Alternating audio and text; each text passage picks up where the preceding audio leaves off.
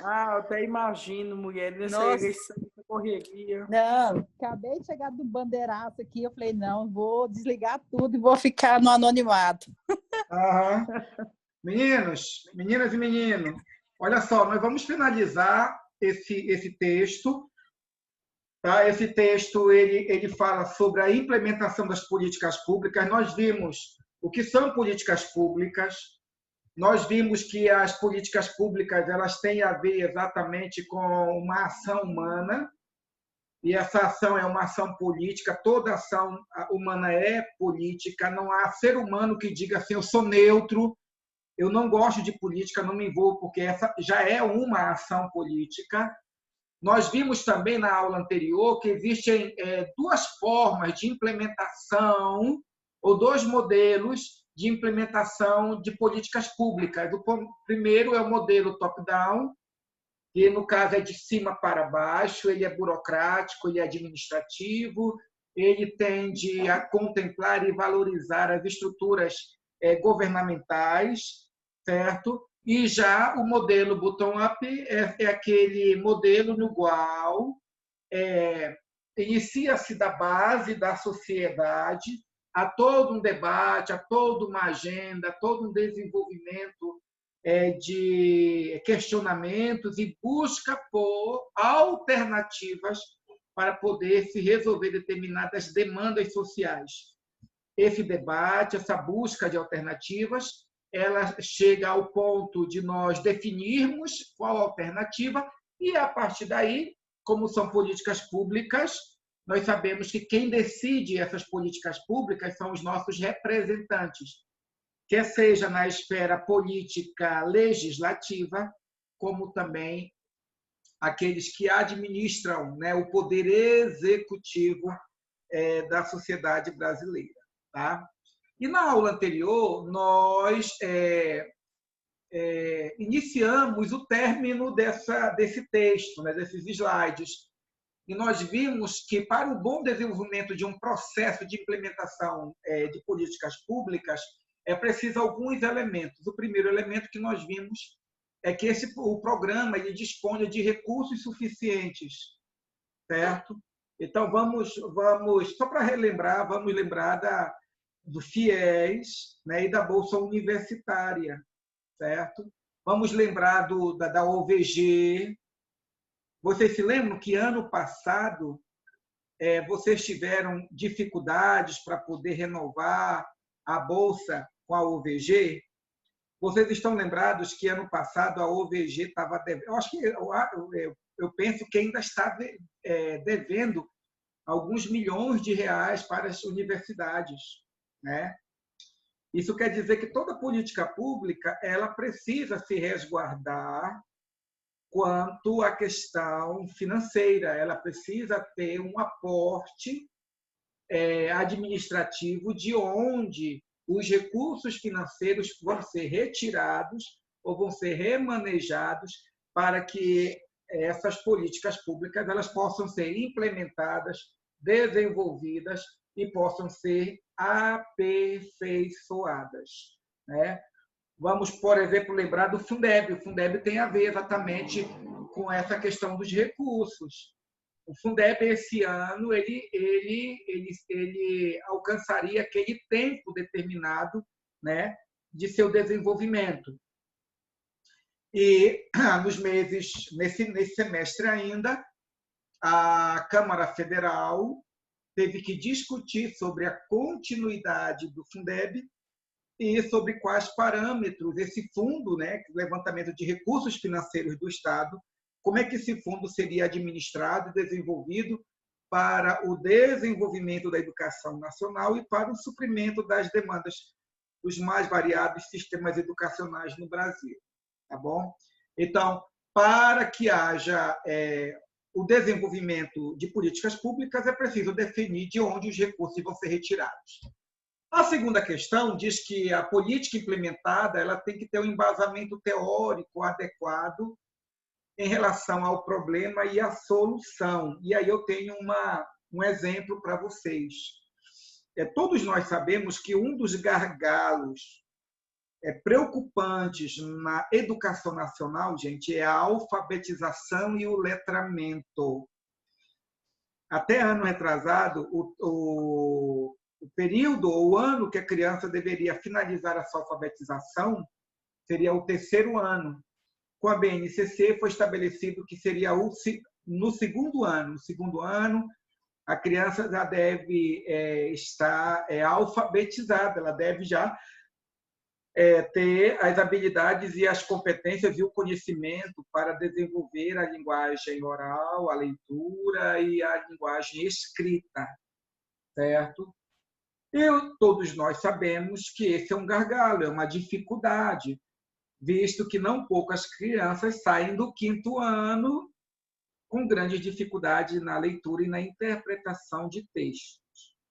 Por conta disso, o Ministério da Educação foi lá em Brasília, foi lá em Portugal e foi conhecer um projeto desenvolvido por educadores lá em Portugal e que deu resultados significativos no processo de alfabetização e letramento lá naquele país. E o objetivo de conhecer esse projeto certamente foi ver a possibilidade de aplicabilidade, né, dos princípios desse projeto também aqui no Brasil. Isso quer dizer que as políticas públicas, elas obrigatoriamente, elas têm que ser implementadas a partir de um respaldo científico, a partir de um embasamento teórico. Quando eu digo embasamento teórico, eu estou me referindo ao processo de pesquisa dos doutores da educação, dos sociólogos da educação, dos filósofos da educação, daqueles que dominam o conhecimento da legislação que fundamenta a educação nacional, certo?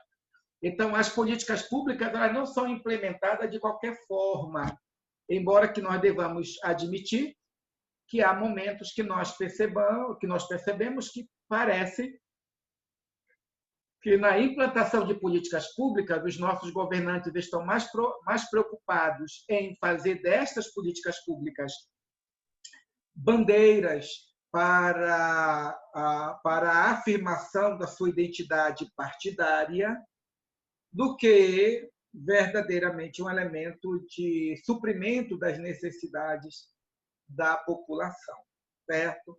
Retirando-se este exemplo extremamente negativo, nós vamos dizer que, geralmente, as políticas públicas elas são frutos de estudo, de debates, né?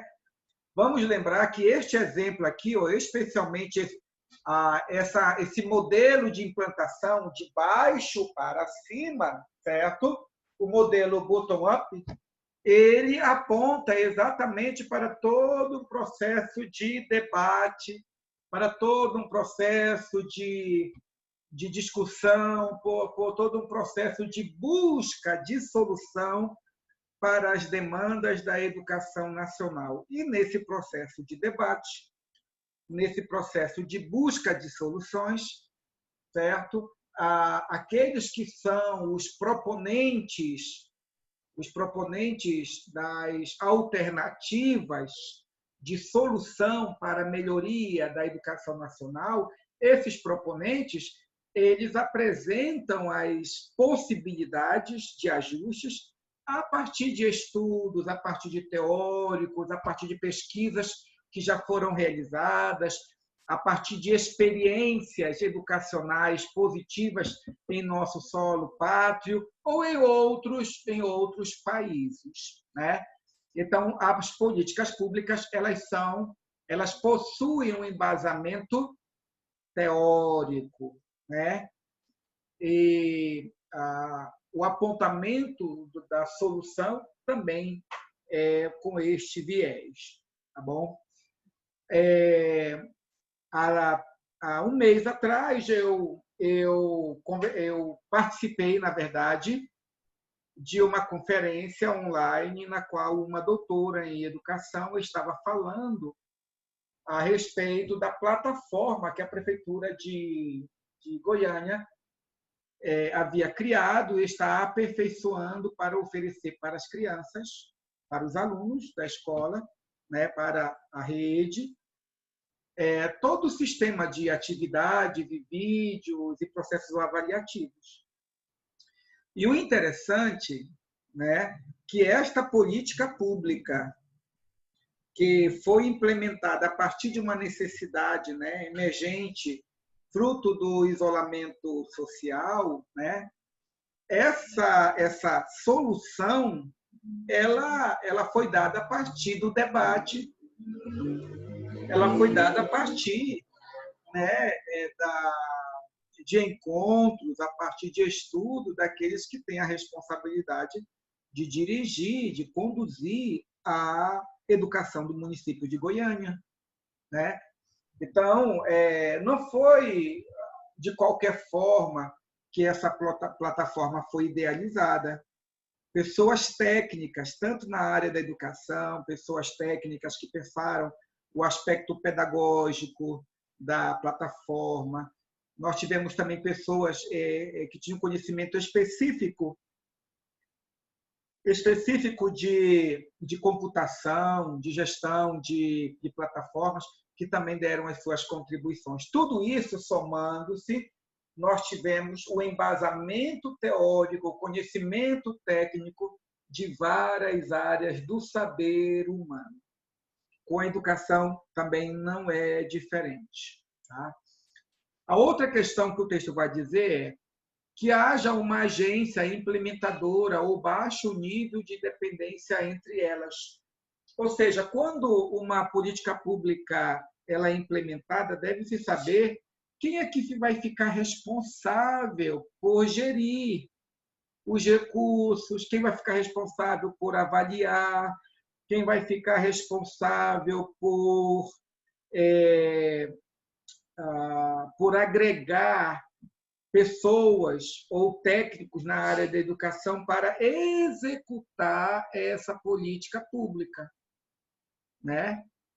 Porque a ideia, uma vez aprovada, ela tem que se transformar em ação governamental.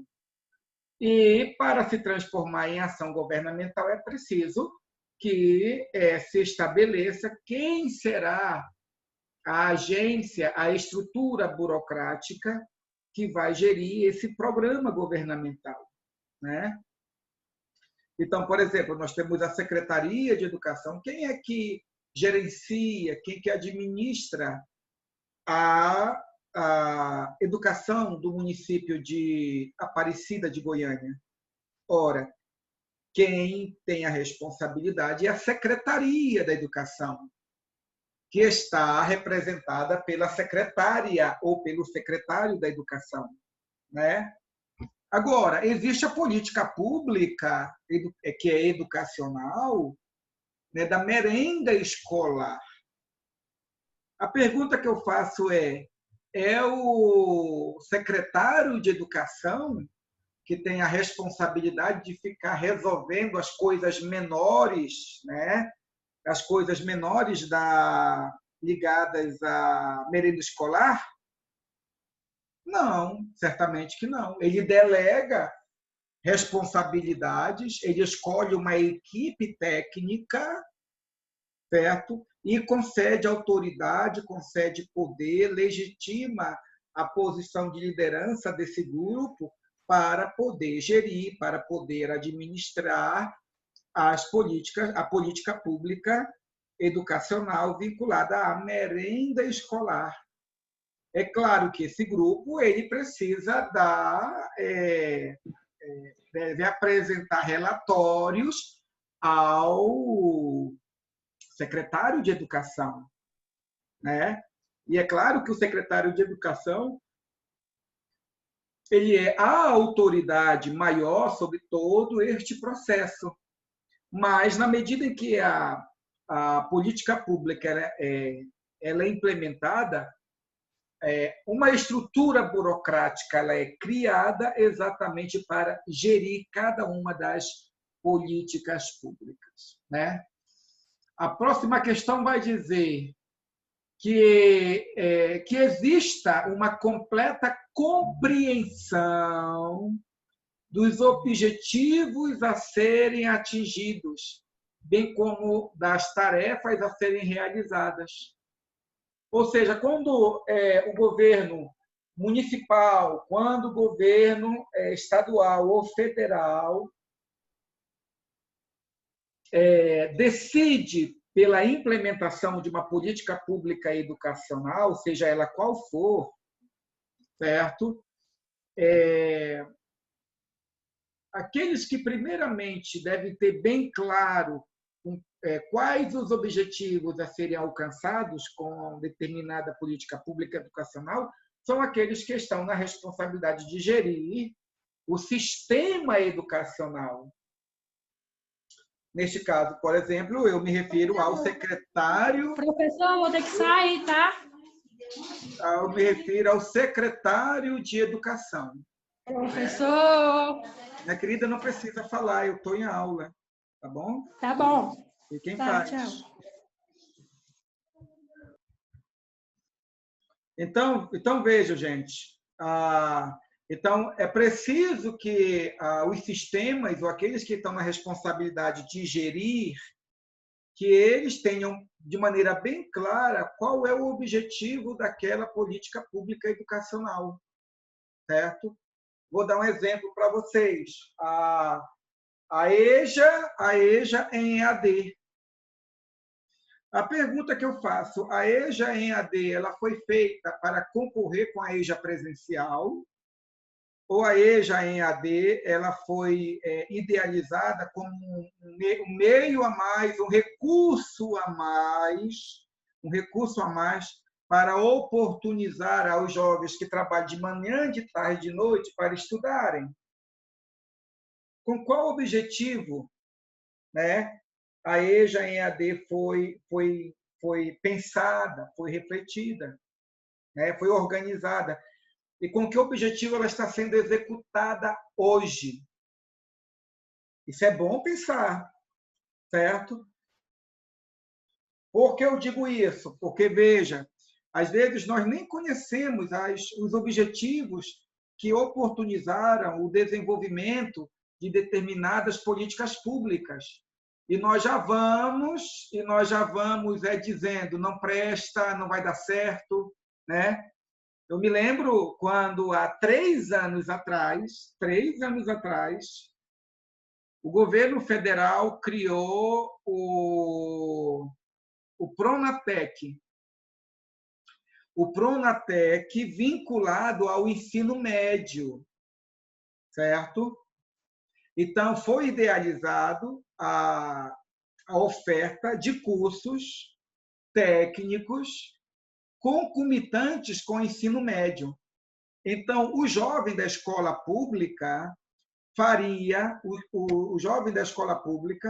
ele, ao mesmo tempo, estudaria o 2º grau, ou o ensino médio, digo, e, ao mesmo tempo, faria um curso técnico.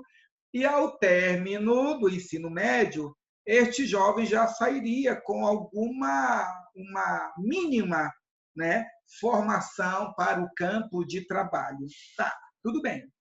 E aí, o que ocorreu? Eu estava explicando isso, né, sobre o Mediotec, né, o Mediotec era o nome do programa, e eu falando sobre o Mediotec, dizendo que o governo federal estava oportunizando o desenvolvimento de políticas públicas para que os jovens do ensino médio não saíssem da escola, que ficassem, terminassem o ensino médio e já saísse do ensino médio com uma formação técnica.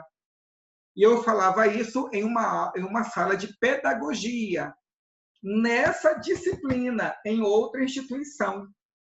E eu me lembro que um grupo de alunas, já vindo do ensino médio, alunos que tinham 17 anos, 18 anos, né? E começaram a falar, o Mediotec não presta, o Mediotec não dá certo, o Mediotec isso, o Mediotec... Aí foi falando. Aí eu parei a aula, né? Porque eu era o coordenador estadual, né? Eu era o coordenador pedagógico, juntamente com a professora Denise, certo? Estávamos trabalhando, né, na sede, Secretaria de Desenvolvimento do Estado de Goiás, e eu fazia parte da equipe pedagógica, uma equipe grande de vários professores, de manhã e à tarde, né? E aí eu vi aquelas alunos de pedagogia, né, fazendo, não presta, o objetivo é tal. Aí eu disse assim, vem cá, quero fazer uma pergunta para vocês. Vocês conhecem o Mediotec? Vocês sabem quais são os objetivos do Mediotec? Você sabe quantos recursos, o quanto de recursos financeiros são dispensados, né, para que esse programa ocorra? Você sabe quais são as regras? Aí o que ocorreu? Naquele momento, as alunas, que nem sabiam o que era propriamente o Mediotec, silenciaram, porque não sabiam nem qual era o objetivo desse programa, né? Mas simplesmente porque não sabiam o objetivo, como era um programa para qualificar pessoas para o campo de trabalho, as alunas começavam a dizer, está vendo? Estão preparando o jovem para ser massa de manobra para o grande capital. Então, assim, é preciso perceber que quando as políticas públicas elas são implementadas, o governo federal, o governo estadual, o governo municipal, ele estabelece a partir de objetivos muito claros, né? Quanto a mim, na minha análise, o Mediotec ele foi e é uma boa ideia. Mas, infelizmente, nós temos que admitir, parece que a atual juventude, não todos, mas um número considerável da atual juventude parece que não está tão interessada nas oportunidades que o governo dá. Por exemplo, eu, quando fiz o segundo grau, Dona Margarida sabe o que é segundo grau, né? Então, quando eu fiz o segundo grau, fiz magistério. No primeiro e no segundo ano, eu fiz o curso do Senai. Eu sou eletricista predial e eletricista bobinador, né? Então, de manhã eu estudava o magistério e à tarde eu estudava eletricidade, né?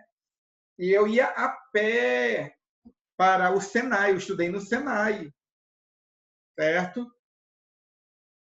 E eu consegui fazer as duas coisas. Ontem mesmo eu fui na casa de uns conhecidos meus para poder trocar o chuveiro. Até hoje o meu curso de eletricidade é útil para as pessoas que eu amo, as pessoas com quem eu convivo, né?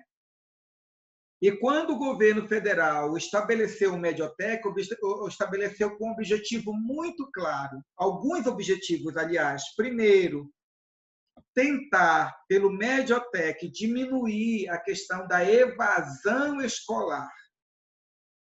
Segundo, o objetivo era preparar esse jovem para o campo de trabalho, a fim de que ele, ao término do ensino médio, já saísse com alguma profissão e com um diploma, com certificação e tudo mais, né?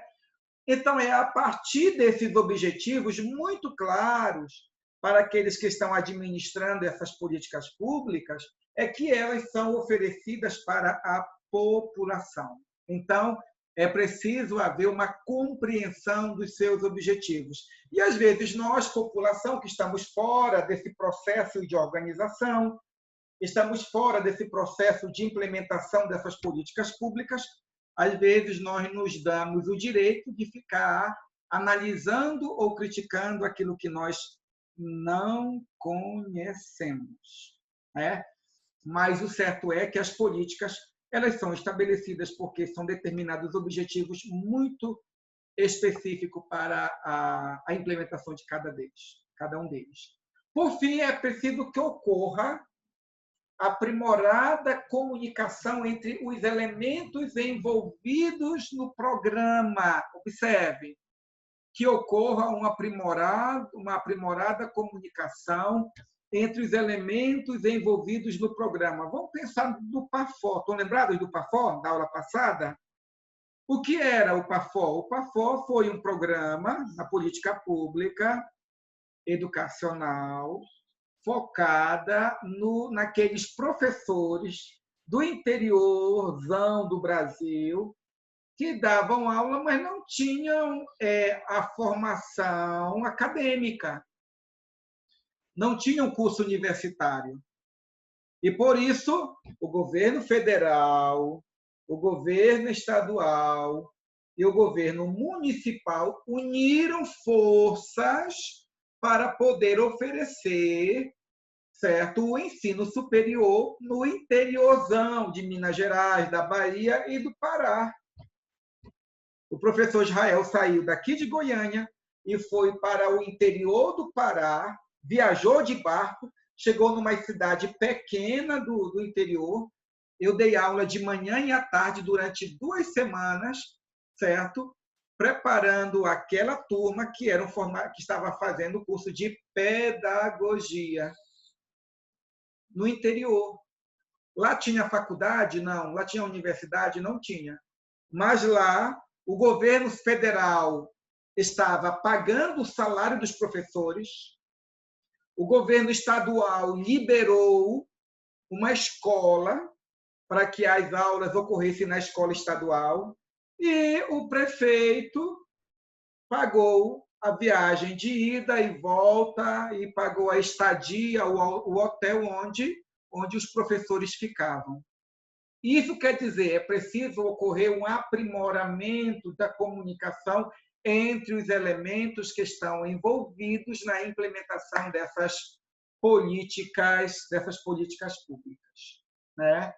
Então, a implementação não se reduz apenas a um problema técnico ou administrativo, mas a partir de um grande emaranhado de elementos políticos previamente bem intencionados, se corretamente planejados, podem e são implementados resultado de políticas públicas eficientes em torno do retorno significativo para a sociedade.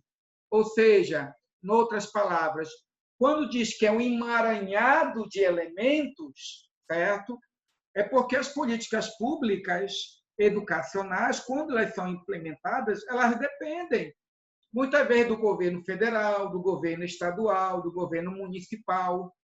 Às vezes, para a implementação dessas políticas públicas, é preciso ocorrer um diálogo entre os partidos políticos, porque para que a política pública educacional seja implementada, é preciso que haja a decisão, quer seja da Câmara Municipal, quer seja da Câmara Federal e do Senado, para dizer, olha, está aprovado, né? Porque são eles que decidem, são eles que aprovam, são eles que ampliam. Por exemplo, o FUDEP foi ampliado, a porcentagem de recursos financeiros foi aumentado. Por quê? Porque houve um debate. Todos os partidos estavam lá, e partidos que, historicamente, são antagônicos, são contrários, têm perspectivas diferentes a respeito da administração pública relacionada à educação. E o Fundeb foi objeto de debate de todos estes elementos. E aí houve o quê? Houve, nesse emaranhado de debate, de discussões, de apontamento de possibilidades, houve um acordo mínimo. O Fundeb permaneceu e também a sua funcionalidade também foi estendida, né? Você deve estar se questionando sobre qual a importância de se estudar a implementação de uma política pública. A importância desse estudo está na possibilidade de visualização, a partir de instrumentos analíticos estruturados, dos obstáculos e falhas que costumam ocorrer nesta fase do processo de diversas áreas de políticas públicas, por exemplo, da saúde, da educação, da habitação, do meio ambiente, entre outros, né? Ou seja, é a partir do nosso estudo, nós que estamos fazendo o curso de pedagogia, é a partir do estudo sobre o que são políticas públicas e como elas são implementadas, é a partir dessa compreensão, gente, que nós começamos a entender o sistema educacional no Brasil, né? Aí nós vamos lembrar que o FIES é política pública, A Bolsa Universitária é política pública, a OVG é política pública educacional, o Fundeb é política pública educacional, o PCN, né, é política pública educacional, a BNCC é política pública educacional, certo? A LDB é uma política pública educacional regulatória, a merenda escolar, o PAFOR, certo? O transporte escolar, certo? Hoje, o livro didático é uma política pública, a educação indígena é política pública, a educação quilombola é uma política pública, percebem? Então, é a partir desse estudo sobre a implementação das políticas públicas, o que elas são, é que nós vamos perceber, eu, professor, vocês como alunos de pedagogia, que também hão de ser professores também, vocês vão entender o que é que vocês são dentro dessa estrutura maior. E aí vocês vão perceber como mudar o sistema, como melhorar o sistema, como otimizar o sistema, como transformar o sistema, e como não calar diante do sistema educacional. Porque o que temos hoje não tínhamos ontem. E o que teremos amanhã será algo, talvez, completamente diferente do que temos hoje. Como exemplo, nós vamos perceber que, a partir do próximo ano, nós teremos novidades na educação, na educação federal, estadual e municipal. Porque os sistemas educacionais públicos e privados certamente vão procurar aproximar mais o sistema educacional das novas tecnologias. E quando a internet chegar na escola, lembre disso, isto é uma política pública educacional. Se a partir do próximo ano as cidades, as capitais e as cidades tiverem uma plataforma para o sistema educacional da escola pública, certo? Isso será uma política pública educacional que foi originada em um tempo de pandemia e diante da constatação que o sistema educacional brasileiro e o sistema educacional de nossas cidades está completamente defasado quando nós lembramos das novas tecnologias de informação e comunicação. Então, toda mudança que ocorrer, fruto desse momento de isolamento, fruto de uma necessidade de uma educação mais tecnológica, aí você vai lembrar que essa mudança que ocorrerá a partir do próximo ano e vai se estender, vai se ampliar, são nada mais, nada menos do que políticas públicas educacionais que visam o aperfeiçoamento, o aprimoramento e a modernização e a democracia dos processos educativos. Tá bom? Gente, faltam 1 minuto e 40 segundos. Eu gostaria de saber se vocês têm alguma pergunta a respeito do que foi exposto, finalizando essa nossa temática. Alguma pergunta, gente? Alguma contribuição, alguma colaboração? Algum exemplo a dar? Professor, Pois não? para a gente, estudante de pedagogia, eu, por exemplo, eu não tinha ideia do que era política pública. E como você falou durante a aula, que às vezes as críticas elas acontecem pelas pessoas não conhecerem, né? Exatamente. Pelas pessoas não saberem o que é uma política pública, por elas, de alguma maneira, não participarem, não ter esse conhecimento. Então, eu acho assim que é válido para o curso, a matéria, para a gente entender. Eu acho assim que abre um leque assim de possibilidades no aprendizado, de entender a implementação, do que é, de como que acontece. Exatamente. Então, eu acho assim, um salto, assim, para mim, na matéria, que eu estou entendendo muita coisa que eu não tinha noção do que era e como acontecia. E veja, Eliane, isso aí é o ar que vocês vão respirar. Porque tudo que tem